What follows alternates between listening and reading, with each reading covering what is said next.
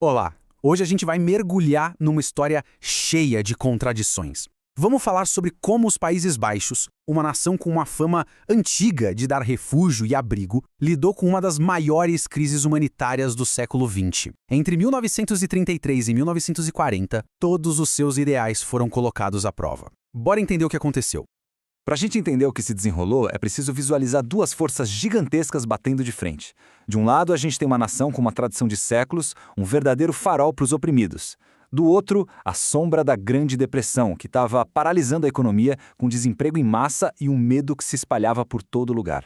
É nesse choque, sabe, entre o idealismo e a pura sobrevivência, que a política de refugiados daquela década foi forjada. E aí, em 1933, a crise bateu na porta. Com a ascensão do regime nazista na Alemanha, os primeiros refugiados fugindo da perseguição começaram a chegar. E veja bem, não era uma migração de guerra, era algo totalmente novo, um êxodo em tempos de paz que pegou o governo de surpresa e criou um dilema moral e legal para qual ele simplesmente não tinha resposta. E o governo não enxergou uma crise só, mas duas bem diferentes. Os refugiados judeus eram vistos principalmente por uma lente econômica, como um possível fardo para o país. Já os refugiados políticos, socialistas, comunistas, eram vistos como uma ameaça ideológica, sabe? Potenciais subversivos. Essa divisão foi fundamental e ditou tudo o que veio depois, resultando em respostas e até organizações de ajuda completamente diferentes para cada grupo. E, diante dessa hesitação do governo, a comunidade judaica holandesa decidiu agir. Eles criaram o Comitê voor Joodse Vluchtelingen, o CJV. É fundamental entender que isso não foi uma ação do governo, tá? Foi uma resposta da própria comunidade que viu aquele vácuo de poder e entrou para atender uma necessidade humana desesperadora e imediata. E para entender por que o governo estava tão relutante em ajudar, a gente precisa olhar para a política interna da época. A estratégia oficial para lidar com a depressão era a tal da adaptação, que no fundo era uma política de austeridade. Pedia para a população apertar o cinto e aceitar viver com menos. A prioridade absoluta era a estabilidade do país. Nesse cenário, a chegada de refugiados não era vista como uma crise humanitária, mas como um risco econômico que eles não estavam dispostos a correr. E essa cautela toda foi se transformando em verdadeiros muros. Primeiro, um muro financeiro. Os refugiados tinham que provar que podiam se bancar. Depois veio um muro no mercado de trabalho, com uma lei de 1934 que tornava quase impossível para um estrangeiro conseguir um emprego. E por fim, um muro físico e burocrático, com controles de fronteira muito mais rígidos. O objetivo era claro: limitar a entrada de gente e impedir que se estabelecessem por lá. Com o governo praticamente fechando as portas para qualquer tipo de assentamento, a missão de organizações como o CJV mudou da noite para o dia. A esperança de ajudar as pessoas a reconstruírem suas vidas foi trocada por uma corrida desesperada contra o tempo para tirar elas do país. Reemigrar não era mais uma opção, virou a única saída possível. Mas e para onde? O mundo todo estava se fechando. A maioria dos países nem reconhecia o status de refugiado. Eles eram tratados como imigrantes comuns, sujeitos a regras super rígidas. Os Estados Unidos tinham cotas, a América do Sul exigia garantias de dinheiro, o Império Britânico não oferecia muita coisa. Os refugiados estavam presos, sabe, numa armadilha, com cada vez menos saídas.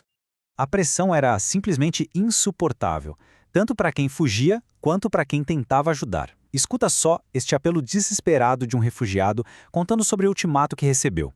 Ou aceitava uma passagem para o Brasil em 5 dias, ou perdia todo o apoio.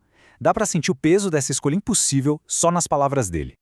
E agora, o que é chocante, este é o relatório interno do mesmo comitê sobre o mesmo refugiado. A linguagem é dura, é fria, quase desumana. Mas isso não é necessariamente um sinal de maldade. É, na verdade, um sintoma de esgotamento moral. As pessoas que trabalhavam com ajuda humanitária estavam sobrecarregadas, com poucos recursos, e eram forçadas a fazer julgamentos impossíveis sobre quem era digno da pouca ajuda que podiam oferecer. Se a situação já era uma panela de pressão, em 1938 ela estava prestes a explodir. Uma série de eventos transformaria uma crise que já era terrível numa catástrofe completa. Vamos ver como tudo desmoronou rapidinho em 1938. Março, a Alemanha anexa a Áustria e mais refugiados chegam. Maio, a Holanda aperta ainda mais as fronteiras. Novembro, acontece a Noite dos Cristais, uma onda de terror que empurra milhares de pessoas para a fuga. E qual a resposta final do governo holandês em dezembro? Uma circular secreta que, na prática, selou a fronteira. Fim da linha.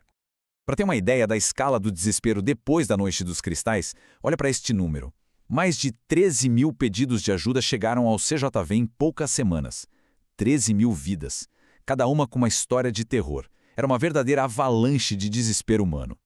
E na fronteira, a crise tinha um rosto humano e brutal. A imprensa da época relatava o uso de cacetetes para afastar as pessoas desesperadas. E este oficial, com essa frase, mostrou bem o custo moral disso tudo. Ele estava dizendo que as políticas frias, feitas em escritórios distantes, não faziam ideia da realidade terrível que ele era forçado a impor ali todo santo dia.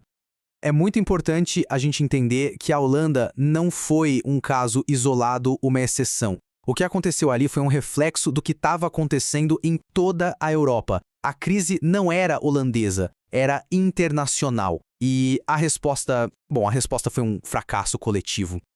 O que a gente viu acontecer foi um efeito dominó movido pelo medo. Quando um país fechava sua fronteira, os vizinhos corriam para fazer o mesmo, apavorados com a ideia de virar a última porta aberta. Cada porta que se fechava tornava mais provável que a próxima se fechasse também, num ciclo vicioso que encurralava os refugiados. E as instituições internacionais? A Liga das Nações até criou um alto comissariado para refugiados, mas foi um gesto vazio. Era um órgão sem dentes, sabe? Sem poder nenhum para obrigar os países a agir e sem dinheiro para ajudar de verdade. Foi o mesmo que jogar uma boia de pedra para quem estava se afogando. Uma solução simbólica para um problema mortalmente real. Então, o que a gente tira disso tudo? Bom, primeiro, que ideais humanitários são muito frágeis. O medo econômico pode quebrar eles. Segundo, que a ajuda da comunidade é heróica, é essencial, mas não substitui a ação do Estado. E terceiro, que o medo é contagiante. Quando as nações agem sozinhas, pensando só em si, o resultado é um fracasso coletivo que abandona justamente os mais vulneráveis. E isso tudo nos deixa com uma pergunta que ecoa até hoje. A história da Holanda nos anos 30 não é só história, é um espelho. Diante do medo econômico e da ansiedade de uma nação, até onde é possível equilibrar os interesses próprios e a moralidade? E, talvez mais importante, qual é o ponto exato em que os princípios humanitários simplesmente se quebram? Fica aí a reflexão. Obrigado pela companhia.